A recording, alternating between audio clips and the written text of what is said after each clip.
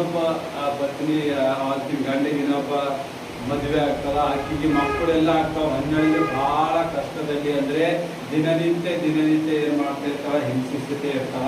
ಬಹಳ ಹೃದಯ ಕೊಂದಿದ್ದವ್ರು ಇರ್ತಾಳೆ, ಬಹಳ ಹೃದಯ ನೊಂದಿದಕ್ಕಾಗಿ ದಿನ ಅವ್ರು ವರ್ಷಿಗೊಮ್ಮೆ ಏನ್ ಮಾಡ್ತೀವಿ, ಸಿಲುವಿಗೆ ಹೋಗಿ ಅಲ್ಲಿ ಒಂದು ದೊಡ್ಡ ಜಾತ್ರೆ ಮಾಡಿ ದೇವರಾಗಿ ಹೋಗಿ ಹೋಗುತ್ತಾ ಬರುತ್ತಾ ಇರ್ತಿದ್ರು ಅವ್ರ ಫ್ಯಾಮಿಲಿ, ಅವ್ರ ಕುಟುಂಬವೆಲ್ಲ.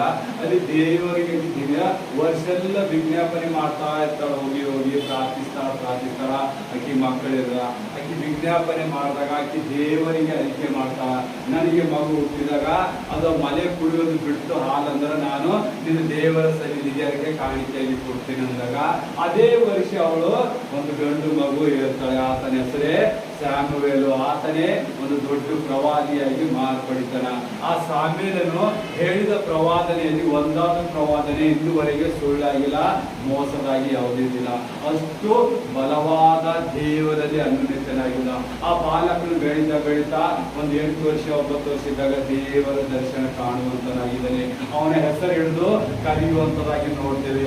ಆದರೆ ಇಲ್ಲಿ ನಾವು ನೋಡಬೇಕಾಗಿದ್ದು ಒಂದು ತಾಯಿ ಯಾವ ರೀತಿಯಾಗಿ ಶ್ರಮೆ ಪಟ್ಟು ತನ್ನ ಮಕ್ಕಳನ್ನು ಹೇರುವಂತಳಾಗಿದ್ದಾಳೆ, ಯಾವ ರೀತಿಯಿಂದ ದೇವರ ಮುಂದೆ ಹೋರಾಡುವಂತಳಾಗಿದ್ದಾಳೆ.